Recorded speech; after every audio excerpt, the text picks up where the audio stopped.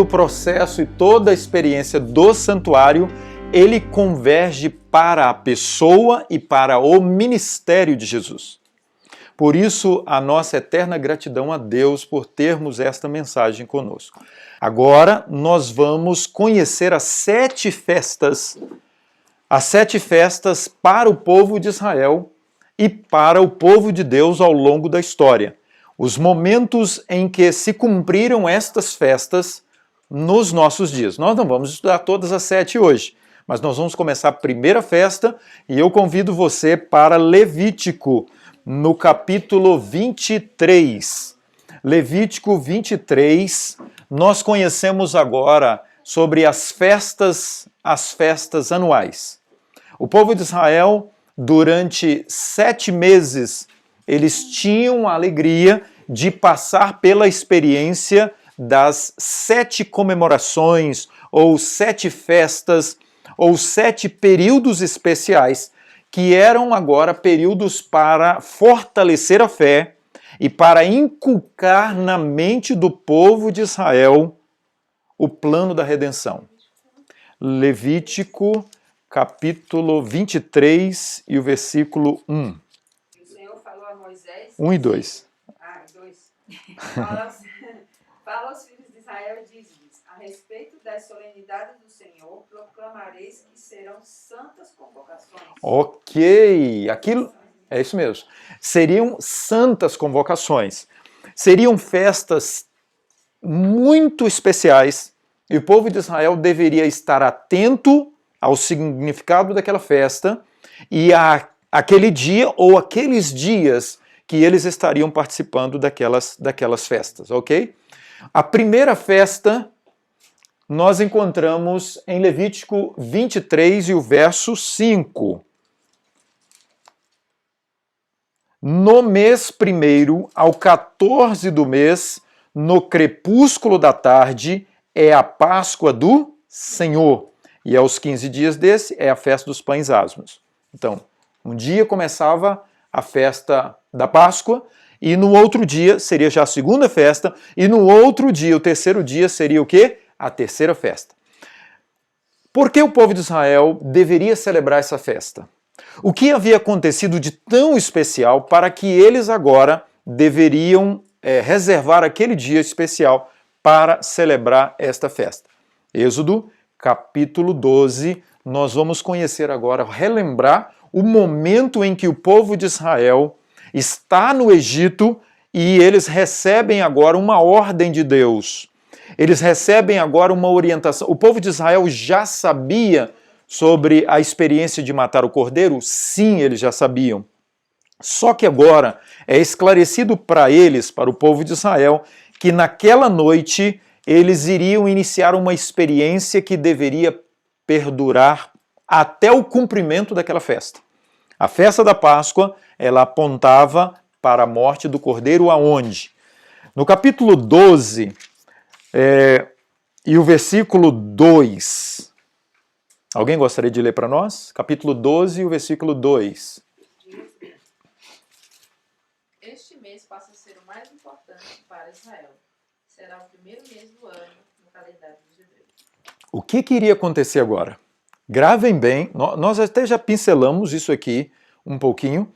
O povo de Israel precisava ter em mente agora, bem claro, que eles estavam começando uma nova etapa na vida deles. O que marcaria o início ou o reinício da experiência da nação israelita? Isso é que é interessante. E precisava ficar claro para eles que se não fosse o cordeiro, se não fosse a morte do cordeiro e a esperança no futuro, eles não sairiam dali com a dupla experiência da libertação. Qual era a primeira libertação que eles ansiavam muito? Do cativeiro físico. Mas Deus queria para eles agora a experiência da libertação do cativeiro espiritual. Entendem bem? E isso que era e que é fascinante nessa experiência da festa da Páscoa. Então vem a ordem agora. Cada família, cada um tomará para si o quê? O cordeiro. Lembram bem? Cada família, cada membro da família deveria abraçar a perspectiva e a fé na morte do Cordeiro de Deus que tira o pecado do mundo. Aquilo ali era mais do que naquela noite um jantar.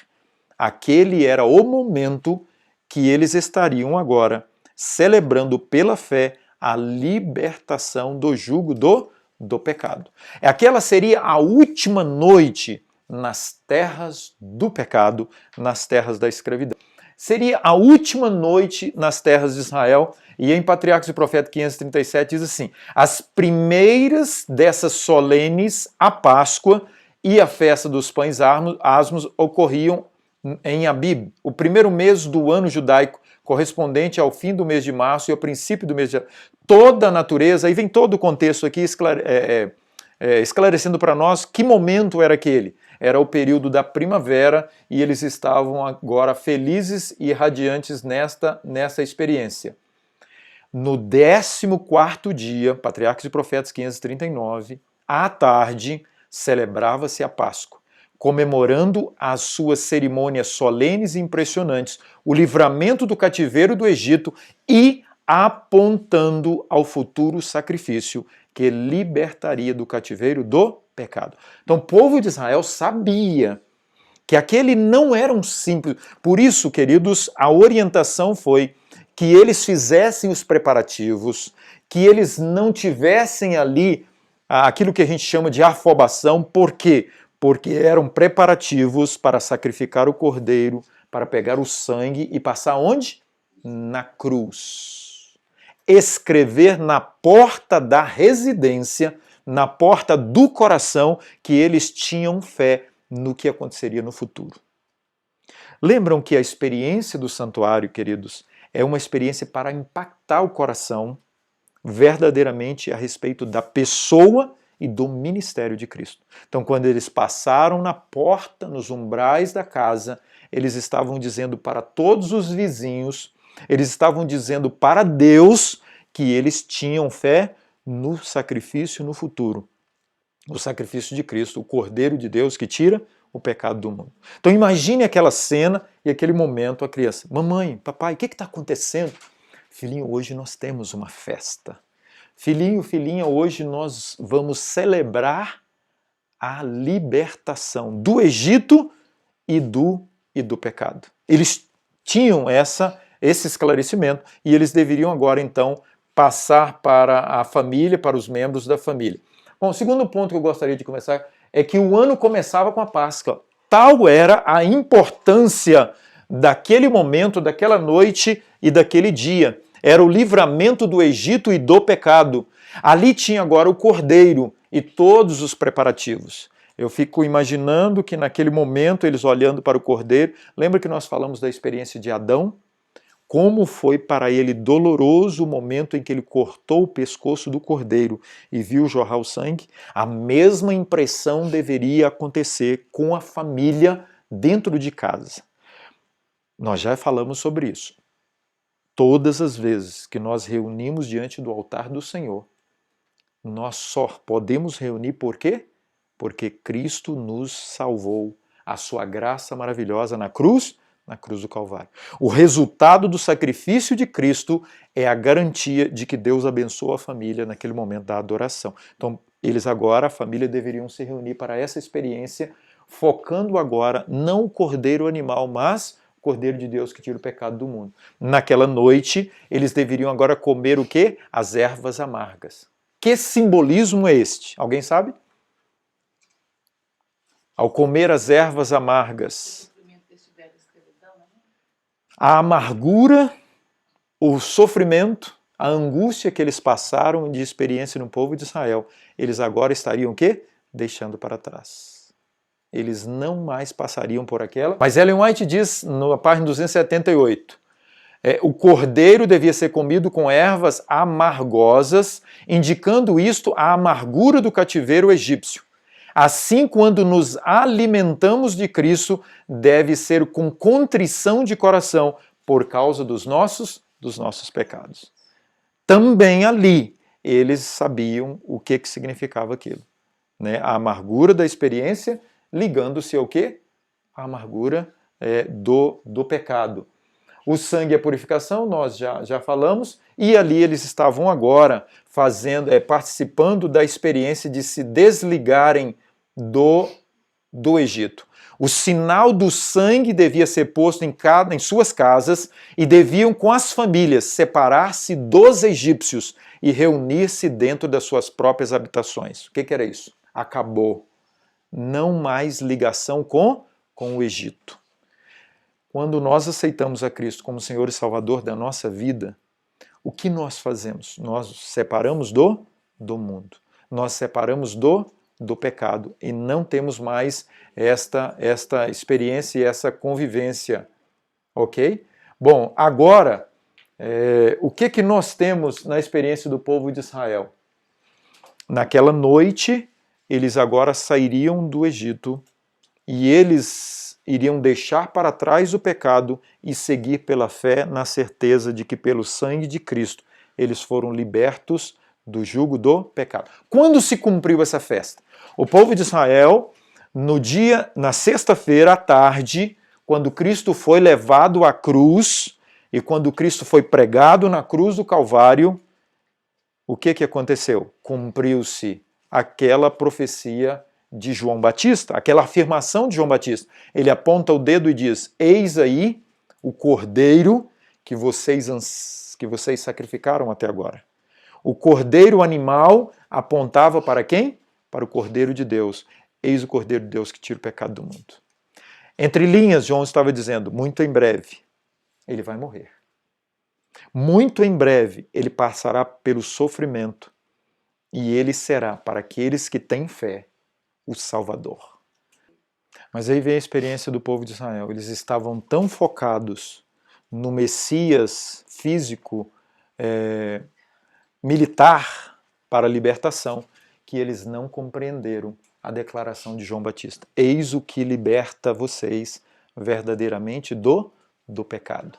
O verdadeiro Messias está aí. Bom, a próxima festa, ela acontecia no outro dia, na sexta-feira à tarde. O cumprimento nós sabemos muito bem, quando agora o véu ele se rasga de cima a baixo, Deus está agora mandando uma mensagem para os sacerdotes que eles não mais agora precisavam e não mais aconteceria aquela experiência do sacrifício do cordeiro e eles agora entrarem para oferecer o sangue do cordeiro. Por quê? Porque o cordeiro de Deus que tira o pecado do mundo estava ali. Mesmo. Lançai fora o velho fermento para que sejais nova massa, como sois de fato sem fermento, pois também Cristo, nosso Cordeiro Pascual. É a confirmação de que cumpriu-se na morte de Cristo o quê? A Páscoa.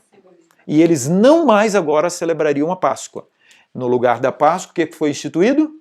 A Santa Ceia. Na Santa Ceia, o povo de Israel agora, o judeu, iria celebrar o quê? A salvação em Cristo Jesus. Tá claro para nós? Tá bom? Então vamos para a segunda festa. Levítico 23, o verso 6, fala dos pães asmos. Ou, eu coloquei aqui, Jesus poderia se dizer, eu sou o Cordeiro Pascual? Correto? Poderia?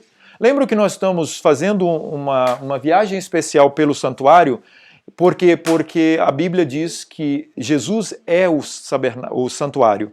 Então agora tudo que está no santuário tem a ver com Jesus. Ele é o Cordeiro de Deus que tira o pecado do mundo, então ele pode dizer, eu sou o Cordeiro. Nesta festa, a segunda festa, nós podemos declarar que Jesus é o pão incontaminado? O único que não foi atingido pelo pecado? Podemos ou não podemos? Porque a segunda festa era uma festa que apontava para a experiência do povo de Israel para não viver agora em pecado. Viver a experiência de estar ligado ao pecado. Então o texto é Levítico 23 e o versículo 6. Levítico 23 e o verso 6. 23 e o verso 6, a segunda festa.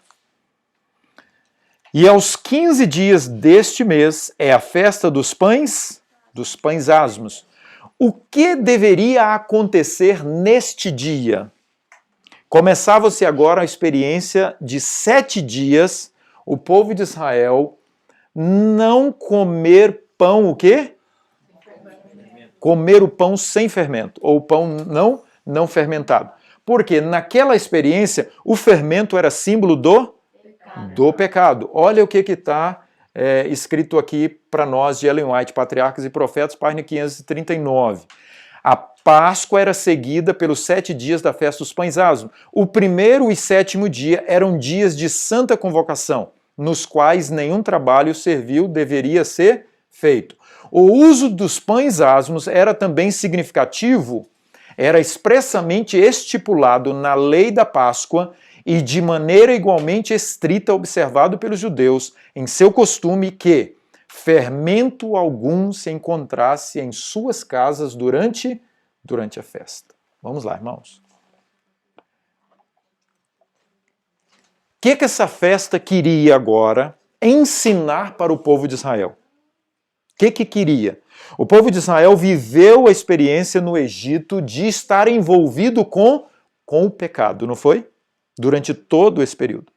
Agora Deus vem e eles aprendem que através do derramamento do sangue do Cordeiro, ao passarem na porta do coração, eles estavam agora marcando a porta do coração com a fé na libertação do jugo do pecado pelo sangue do Cordeiro.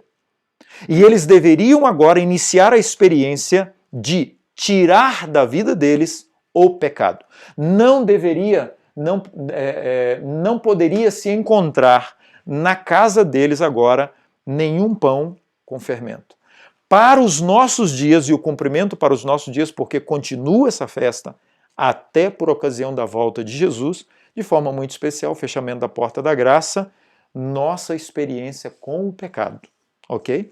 Eu vou ler um pouco mais com vocês aqui.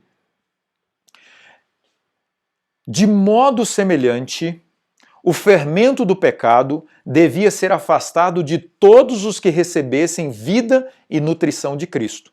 Assim Paulo escreve à igreja de Coríntios: alimpai-vos, pois, do fermento velho, para que sejais uma nova massa, porque Cristo, nossa Páscoa, foi sacrificado por nós, pelo que façamos festa, não com o fermento velho, nem com o fermento da maldade e da malícia, mas com os asmos da sinceridade e da verdade. O povo de Israel agora deveria tirar de dentro de casa todo o fermento. Viver sem contato com o fermento do pecado. E esses textos aqui, eles falam a respeito de que o povo de Israel deveria tirar agora de dentro de casa todo tipo de fermento. O que isso significava? Que o povo de Israel não deveria ter nenhuma ligação com o pecado.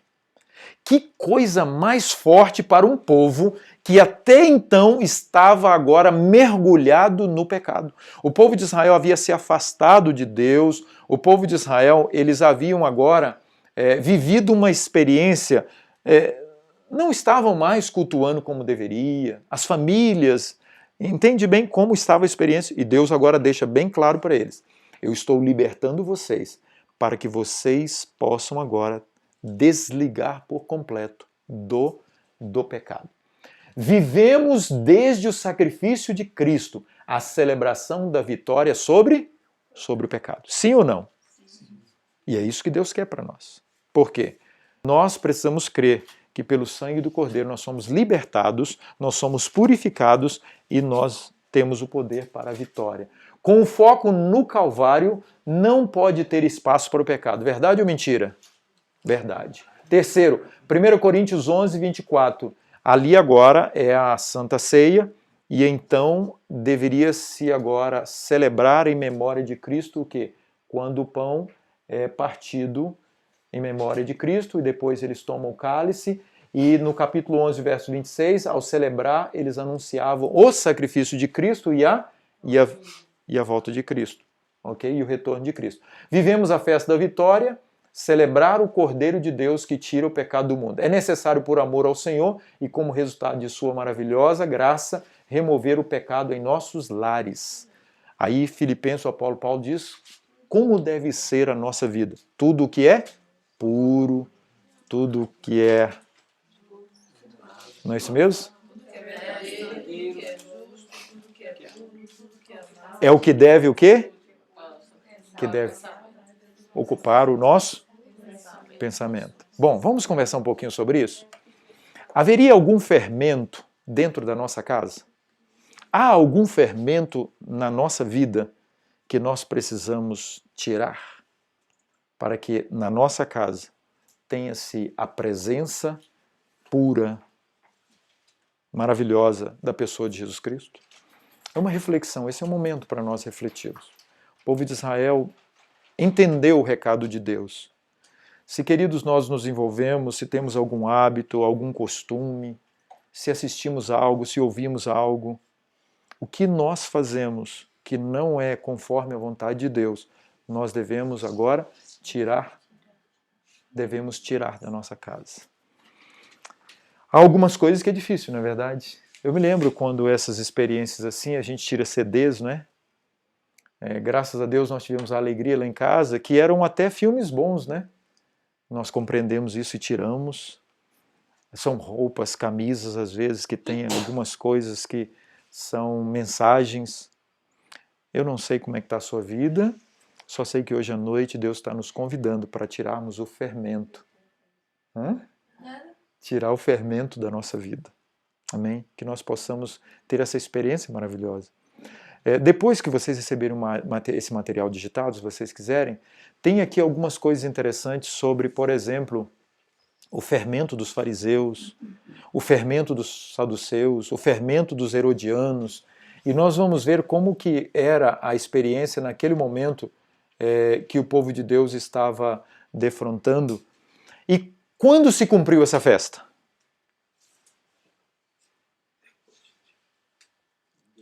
Ela se cumpriu? Não. Por quê? Porque ainda o povo de Deus enfrenta o quê? O fermento do pecado. Então esta é a festa que ainda não se cumpriu. Uma das festas que não se cumpriu. Correto? Ou alguém sabe de alguma coisa diferente? Porque o fato de Jesus Cristo estar no santuário celestial já é um processo da purificação. Correto. Ele é o pão incontaminado. É o pão sem fermento. Mas como esta festa é para o povo de Deus, ela é uma festa que ainda perdura. Diariamente, o Espírito Santo vem ao nosso coração para fazer o quê? Arrancar. Então ela começou. Ela começou, sim, oficialmente na pessoa de Jesus Cristo, que é o pão incontaminado. Por isso eu coloquei esse título aqui, Eu sou o pão incontaminado. Então, em Cristo Jesus, nós somos mais do que vencedores. Por Cristo Jesus, nós podemos buscar alcançar o quê? A vitória. Amém? Não é isso que o texto bíblico de Romanos diz? Nem as potestades, nem nada pode nos separar do amor de Deus, mas em Cristo nós somos mais do que vencedores. Louvado seja Deus por essa experiência, e porque em Cristo nós alcançamos a vitória. E porque o fermento do pecado, ele não é atrativo para nós. Por quê? Porque Cristo Jesus mora no nosso coração. Amém? Vamos orar? Vamos ajoelhar?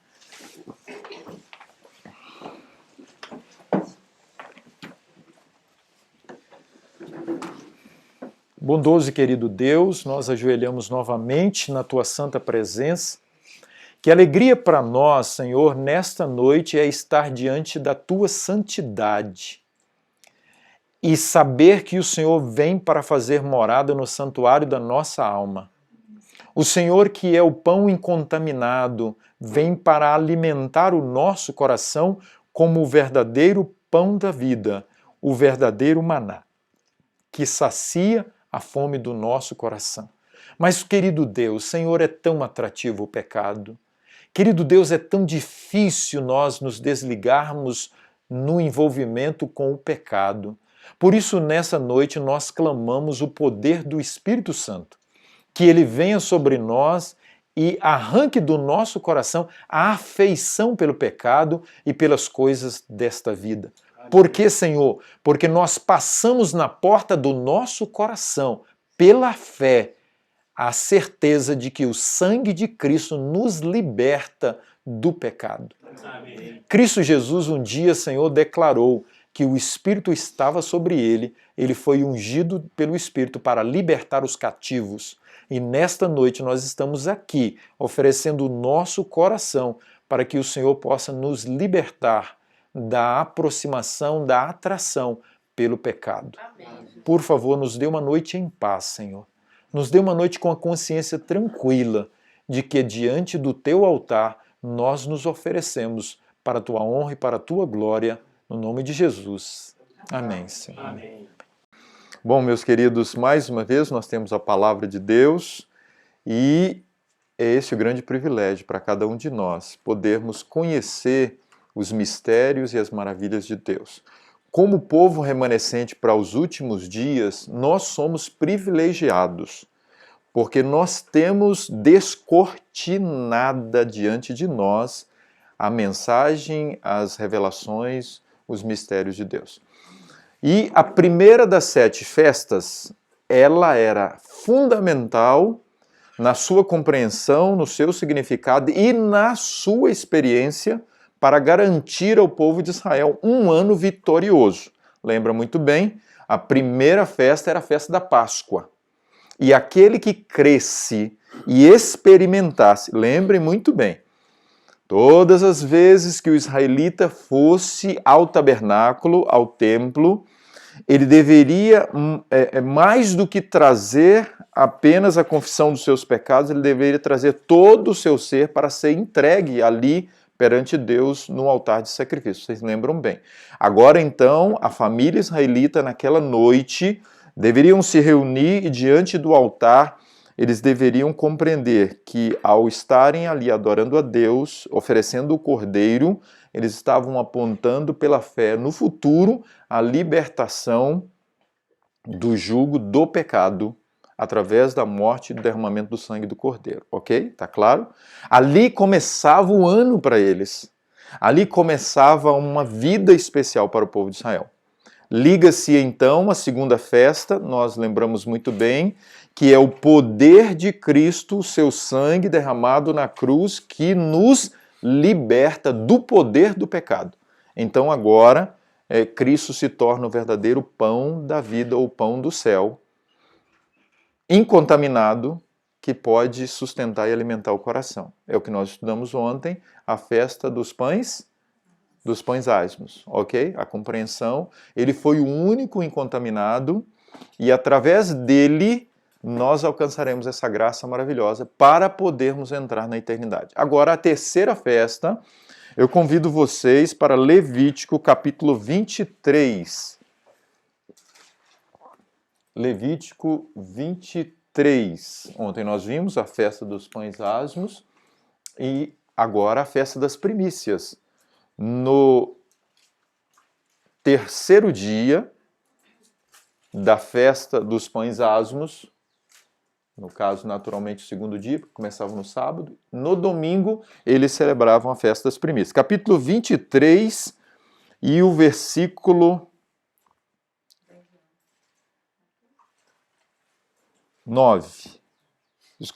10. É isso mesmo. Fala aos filhos de Israel, diz: quando entrardes na terra que eu vos dou e cegardes a messe, então trareis um molho das primícias da vossa messe ao sacerdote. Este moverá o molho perante o Senhor, para que sejais aceito. Então o povo de Israel agora, que almejava a grande colheita, eles deveriam agora, os primeiros frutos daquilo que eles haviam plantado, eles deveriam trazer agora como oferta de gratidão diante do sacerdote. E o sacerdote ia agora então apresentar diante de Deus o coração grato do povo de Israel. Olha que coisa interessante. No segundo dia da festa, as primícias, diante do altar de Deus, o sacerdote, em reconhecimento de que todas as coisas eram dele, Então, era a oferta de gratidão. O que hoje nós chamamos na igreja, né, a oferta de gratidão. Então, o salário, quando nós recebemos, nós separamos o quê? A primeira parte como oferta de gratidão para oferecer a Deus. Mas tem muito mais aqui nesta mensagem. Eu convido vocês para Marcos 16 e o versículo 6. Aquela festa era uma festa que apontava para o futuro, quando Cristo morresse e ressuscitasse, estaria ali se cumprindo então aquela festa. A primeira colheita especial. Vamos, Marcos 16 e o versículo 6. Diz assim: ele, porém, lhes disse: não vos atemorizeis, buscais Jesus o Nazareno, que foi o quê? Crucificado, ele ressuscitou. Agora, 1 Coríntios 15, 20 a 23. 1 Coríntios 15, 20 a 23.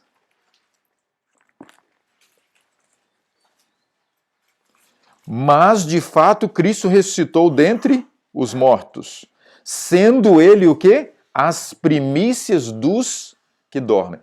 Então, aquela compreensão do povo de Israel como oferecer agora o molho movido diante de Deus, era para eles a alusão a um futuro, algo maravilhoso que viria a acontecer. De forma muito especial, isso aqui apontava para Cristo. Versículo 21. Visto que a morte veio por um homem, também por um homem veio a ressurreição. 22. Porque assim como em Adão todos morrem, assim também todos serão vivificados em quem? Em Cristo Jesus. Quem escreveu isso aqui? O apóstolo Paulo. O apóstolo Paulo era um fariseu, não era verdade? Nós conhecemos a história do apóstolo Paulo. Então o apóstolo Paulo, ele era um judeu. Voltando no tempo, nós vamos chegar ao povo de Israel, que tinham ali a compreensão também do futuro a respeito da ressurreição. E o verso 22 diz assim: cada um, porém, por sua própria ordem. Cristo, primeiro, as primícias, e depois os que são de Cristo na sua vinda. O apóstolo Paulo está falando aqui do cumprimento daquela festa, daquela celebração ali do povo de Israel lá no Egito. Ellen White nos fala, Desejar a Todas as Nações, 786, diz assim: Cristo ressurgiu dos mortos como as primícias dos que dormem. Era representado pelo molho movido, e sua ressurreição teve lugar no próprio dia em que o mesmo deviam ser apresentado perante o Senhor. Era movido como uma oferta de ações de graça.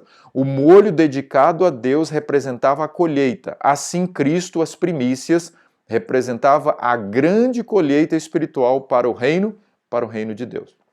Bom, queridos, por que essa festa é importante para a nossa compreensão hoje? Ela se cumpriu parcialmente, correto? Por quê? Porque Cristo foi as primícias, e quando Cristo ressuscitou, nós sabemos muito bem que um grupo ressuscitou também com Cristo. Esse grupo que ressuscitou Mateus 27, verso 51. fala sobre esse grupo especial que ressuscitou. Então, esse grupo que ressuscitou agora, quando Cristo ascendeu aos céus, um grupo foi com ele. Não sabemos se foi o molho movido. E eu leio para vocês porque foi uma cena. A cena da entronização de Cristo nos céus foi espetacular. Eu vou ler rapidinho para vocês verem. Todo o céu estava esperando para saudar o Salvador. Ao ascender, abriu ele o caminho e a multidão de cativos libertos à sua ressurreição o seguiu. E ele segue num cortejo especial de anjos que fazem agora um paredão em direção aos céus. Olha como é descrito. A hoste celestial, aclamações de louvor e cântico celestial tomava parte da jubilosa comitiva. Os comandantes das hostes celestiais, os filhos de Deus, os representantes dos mundos não caídos, acham-se congregados agora. Que cena e que momento! O conselho celestial perante o qual Lúcifer acusara a Deus e seu filho, os representantes daqueles reinos imaculados sobre os quais Satanás estabelecer seu domínio, todos ali estão para dar as boas-vindas ao Redentor. Estão ansiosos por celebrar-lhe o triunfo e glorificar seu rei. Mas ele os detém com um gesto. Ainda não. Não pode receber a coroa de glória e as vestes reais. Entra ele agora, como diz o texto, à presença do Pai, mostra a fronte ferida, o atingido flanco, os dilacerados pés, ergue as mãos que apresentam os vestígios dos cravos, aponta para os sinais de seu triunfo, apresenta a Deus o molho movido, aqueles ressuscitados com ele como representantes da grande multidão que há de sair do sepulcro por ocasião de sua segunda vinda. Aproxima-se do Pai, em que há alegria a cada pecador que se arrepende, que sobre ele se regozija com júbilo. Antes que os fundamentos da terra fossem lançados, o Pai e o Filho se haviam unido num concerto para redimir o homem, se esse fosse vencido por Satanás. Haviam-se dado as mãos num solene compromisso de que Cristo se tornaria o fiador da raça humana. Esse compromisso cumprira Cristo, quando sobre a cruz soltara o brado, está consumado. Dirigira-se ao Pai, o pacto fora plenamente satisfeito. Que cena maravilhosa não foi essa? Quando Cristo diante do Pai é aprovado pelo Pai o seu sacrifício. Grande privilégio para nós, queridos, podermos ter a certeza de que nós estaremos diante do Pai, amém? Estaremos diante do Pai para agora celebrar para toda a eternidade a salvação. Mas isso custou a vida, o sofrimento, a angústia do Senhor Jesus Cristo. Amém? Que nós possamos almejar este momento, o momento em que nós vamos adentrar os portais da eternidade para celebrar para sempre a ressurreição e a vida eterna em Cristo. Então, a festa das primícias para o povo de Israel era o foco no futuro, era o foco na eternidade, quando iriam adentrar os portais da glória. As 3 primeiras festas, elas estavam juntas, e elas se cumpriram juntas. Na sexta-feira, morreu o Cordeiro Pascual. No sábado, começou 7 dias dos pães asmos, que é o pão incontaminado, que era a experiência do povo de Israel agora, após a libertação do jugo egípcio, eles iriam experimentar agora uma vida, vamos dizer assim, sem pecado, sem a apreciação pelo pecado. E no terceiro dia, que seria o segundo dia da festa dos pães asmos, no domingo, eles celebravam o quê? A esperança da ressurreição. Então, na sexta, Cristo morreu, no sábado, ele descansou, e no domingo, ele ressuscitou. Se cumpriu. Aí agora tem 50 dias após a festa das primícias, da primeira colheita, vem agora então a celebração da grande colheita, que é o Pentecostes, do povo para o povo de Israel. Ok? Então, sim. E é até interessante que na festa da Páscoa o cordeiro era separado 10 dias antes, né? E Cristo, quando ele tem aquela entrada triunfal em Jerusalém, é no mesmo dia que o cordeiro pascual era separado. Aí, ó, interessante. Mais um detalhe, tá vendo? Verdade. 10 dias antes. Então, vamos ler isso aqui, Levítico 23, versículo 15. 23 e verso 15. Contareis para vós outros, desde o dia imediato ao sábado, quer dizer, após o domingo, desde o dia em que trouxerdes o molho da oferta movido, 7 semanas inteiras serão. Até ao dia imediato ao 7º sábado, contareis 50 dias. Porque eles plantaram, colheram ali a primeira colheita como gratidão que pertence a Deus. Então nós lemos aqui agora, 50 dias depois, eles iriam agora celebrar, normalmente as 3 primeiras festas, porque eram juntas no fim de semana, eles celebravam ali em Jerusalém. a festa do Pentecostes era celebrada lá no particular. Alguns vinham a Jerusalém, mas era lá em casa, lá na família, que eles se reuniam para celebrar a festa do Pentecostes, que era o quê? A celebração da grande colheita. Eles estavam agora felizes por essa experiência. Os primeiros grãos, vamos lá, amadureceu, surgiu ali na plantação de milho, tem as espigas que vêm primeiro, não tem? Que amadurece. Não amadurece tudo de uma vez. Então, aquelas primeiras espigas, elas eram de Deus. Oferecer em gratidão, porque eles agora podiam esperar a grande colheita. E passava-se 50 dias, vinha agora a chuva serôdia, para amadurecer o grão e eles fazerem agora a grande colheita. Isto nós estamos falando no aspecto físico-material. Para nós, espiritual, o Pentecostes foi o quê? Foi a chuva temporã, a primeira grande colheita, apontando para a colheita maior no futuro. Entende? Então, o aspecto físico, material, do alimento, da colheita para o povo de Israel e a colheita espiritual.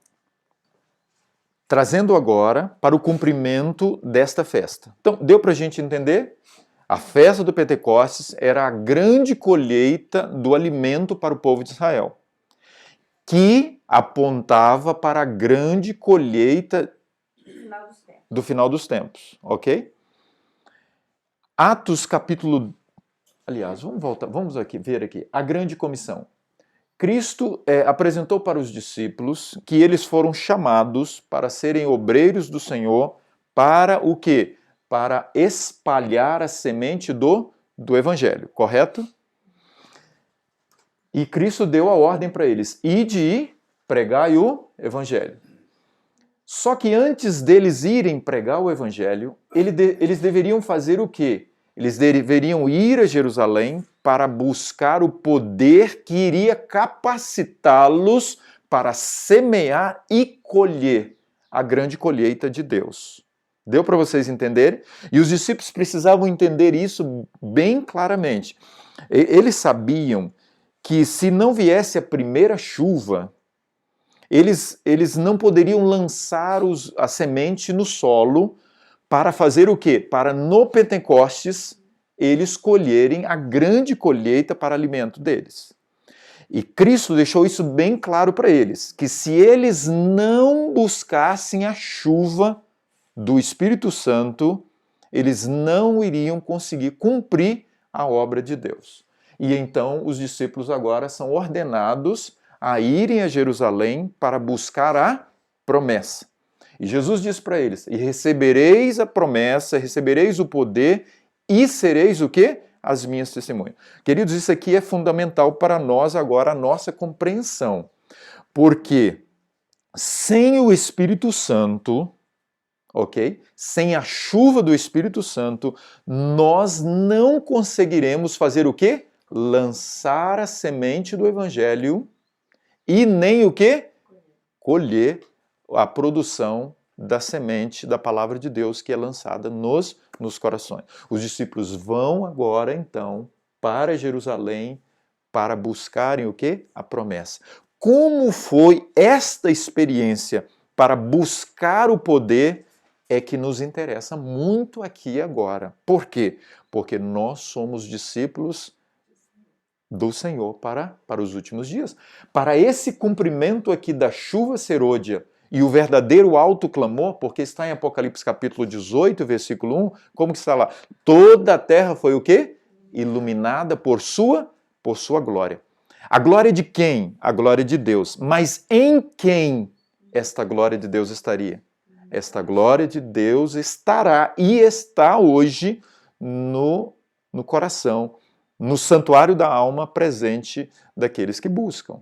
Agora, a intensidade com que se busca é a intensidade da atuação do Espírito Santo.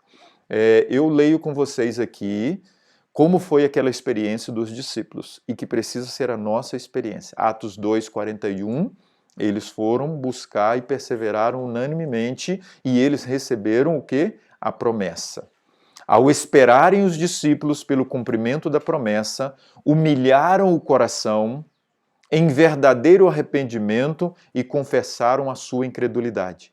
Os discípulos oraram com intenso fervor para serem habilitados a se aproximar dos homens e, em seu trato diário, falar palavras que levassem os pecadores a Cristo, pondo de parte todas as divergências, todo o desejo de supremacia, uniram-se em íntima comunhão cristã.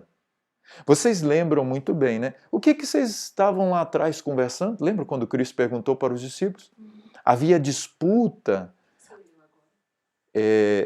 Atos dos Apóstolos, página 37 e 38. Aproximaram-se mais e mais de Deus. Esses dias de preparo foram de profundo exame de coração. Os discípulos sentiram a sua necessidade espiritual e suplicaram do Senhor a santa unção que os devia capacitar para o trabalho de salvar almas. Quando nós esquecemos um pouquinho de nós, ou muito de nós, nós lembramos mais de quem? De Cristo. Naquele momento, os discípulos, ao começarem a buscar a promessa, porque eles queriam pregar, quantas vezes eles não conseguiram expulsar demônios? Quantas vezes, quem sabe, eles foram pregar e oh, mas vocês não são... E começavam a descrever quem eles eram. Cristo? Não. Ninguém tinha autoridade para dizer e apontar o dedo para Cristo e falar das suas falhas. Agora então os discípulos estavam ali arrependidos e confessaram os seus pecados e eles foram buscar intensamente agora a promessa de Deus, o cumprimento de que derramaria o seu Espírito Santo para que eles pudessem proclamar o Evangelho. A ascensão de Cristo ao céu foi para seus seguidores um sinal de que estavam para receber a bênção prometida. Por ela deviam esperar antes de iniciarem a obra que lhes fora ordenada. O derramamento pentecostal foi uma comunicação do céu de que a confirmação do Redentor havia sido feita. O derramamento do Espírito nos dias dos apóstolos foi o começo da primeira chuva, ou temporã, e glorioso foi o resultado. Até o fim do tempo, a presença do Espírito deve ser encontrada com a verdadeira igreja. Ao vizinhar-se o fim da ceifa da terra, uma especial concessão de graça espiritual é prometida a fim de preparar a igreja para a vinda do Filho do Homem. Esse derramamento é comparado com a queda da chuva serôdia. E é por esse poder adicional que os cristãos devem fazer as suas petições. Vivemos hoje para servir, e servir a quem? A Cristo.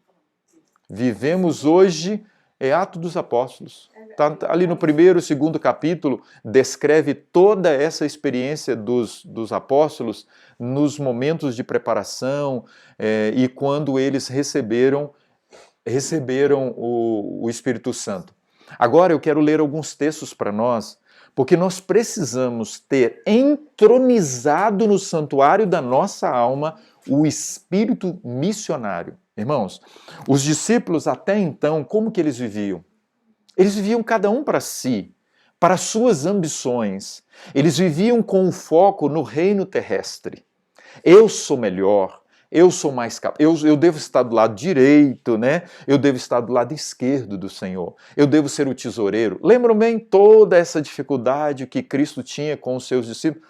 Queridos e amados, o pecado, quando está entronizado no nosso coração, nós somos egoístas.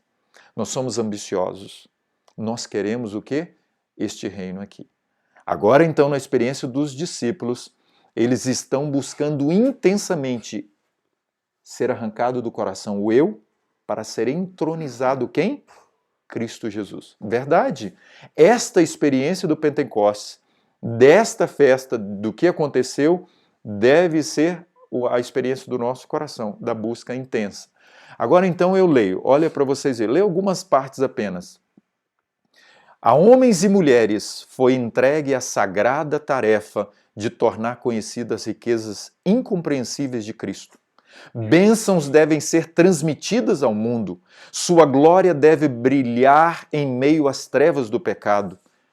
Devem ir ao encontro dos necessitados. Todo verdadeiro discípulo nasce no reino de Deus como missionário. Ele faz-se fonte de vida. Salvar almas deve ser a obra vitalícia de todo aquele que professa Cristo. Se consagrarmos a vida a seu serviço, nunca chegaremos a situações para as quais Deus não haja feito provisões. Amados, iluminou-se toda a terra com a sua glória. Apocalipse 18 e o versículo 1. Esse é o cumprimento da chuva serôdia. Então vamos entender bem aqui algo. E Ellen White diz que será muito mais abundante. Lembrem bem o que aconteceu com Pedro? As pessoas queriam fazer o que na sombra de Pedro? Tocar. As pessoas, quando viram Paulo e Silas, eles os chamaram de deuses. Tão fenomenal foi a atuação do Espírito Santo na vida dos discípulos que o mundo olhava para eles como deuses, homens de outro mundo, extraordinários. Só que via neles o quê? Simplicidade, humildade, mansidão. O fruto do Espírito reinava agora em todo o ser daqueles homens. Eram homens mansos, eram homens espirituais. O mundo quer ver o impacto do poder de Deus no coração dos seus discípulos para os últimos dias na nossa vida. Queridos, a justificação pela fé no fiador convidava o povo para receber a justiça de Cristo, que se manifesta na obediência a todos os mandamentos de Deus. É a terceira mensagem angélica que deve ser proclamada com alto clamor. O Salvador crucificado deve aparecer em sua eficaz obra como cordeiro sacrificado, sentado no trono. A mensagem do terceiro anjo se avolumará num alto clamor e a terra inteira será iluminada com a glória do Senhor. Só os que estiverem vivendo de acordo com a luz que têm recebido poderão receber maior luz. Há uma eloquência mais poderosa do que a eloquência de meras palavras na tranquila e coerente vida de puro e verdadeiro cristão. O que o homem é tem mais influência do que ele diz. Amém? Que coisa maravilhosa. Essa foi a grande experiência da manifestação do poder do Espírito na festa do Pentecostes.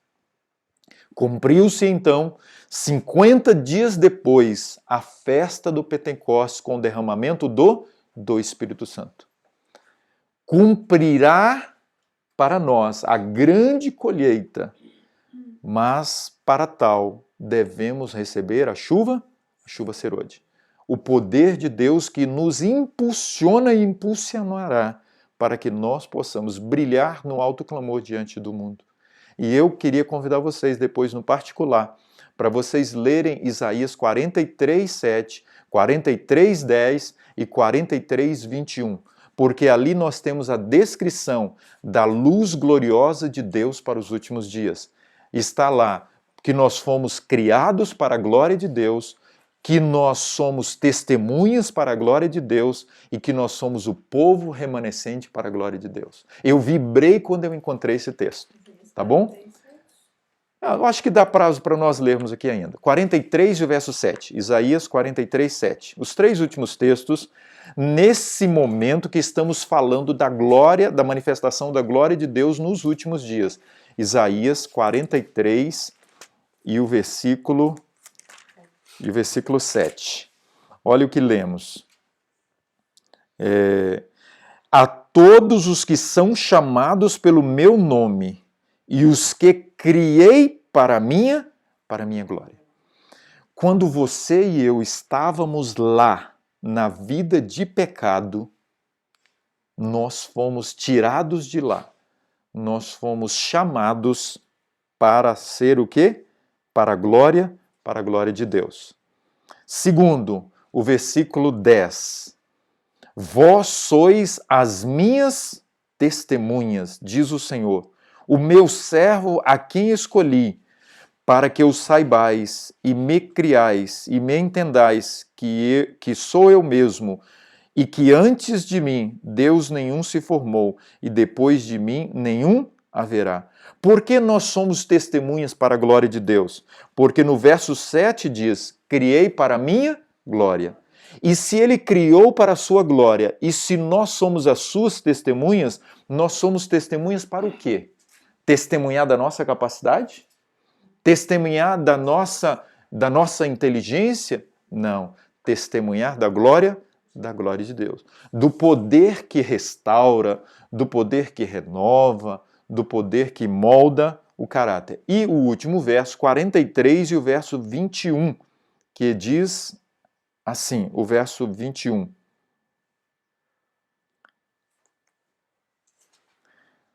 Ao povo que formei para mim, para celebrar o meu louvor. Nós somos o remanescente fiel para os últimos dias, para que diante do mundo nós possamos celebrar o grande louvor de Deus eternamente. Amém?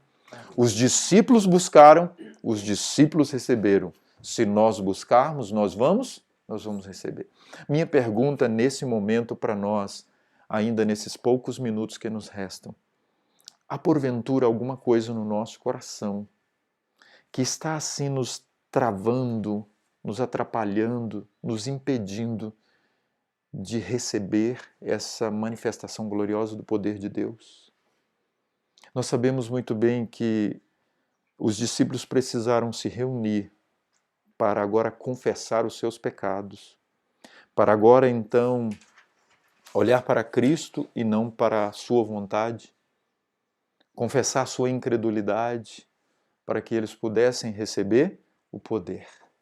Que nós possamos nesse dia e nesses momentos olhar para nós e ver se há alguma coisa que tem nos atrapalhado, que tem nos minado as forças para buscar esse poder maravilhoso, para que nós possamos cumprir o propósito de Deus para a nossa existência. Nós existimos como povo de Deus, queridos, para sermos mensageiros. Nós nascemos no reino de Deus como servos e servas do Senhor. Nós nascemos e existimos para, em Isaías, ele diz, levanta e resplandeça, 61, não é? É esse texto? Vamos ler esse texto? Porque esse é o convite para nós nessa manhã. Isaías 60 e o verso 1. Deus faz um chamado para nós nesta manhã. Deus faz um chamado para que nós possamos nos dispor. Dispõe-te, resplandece, porque vem a tua luz e a glória do Senhor nasce sobre ti. Que nós possamos buscar essa glória maravilhosa, amém? E essa glória é o caráter de Cristo em nós, para a sua honra e para a sua glória.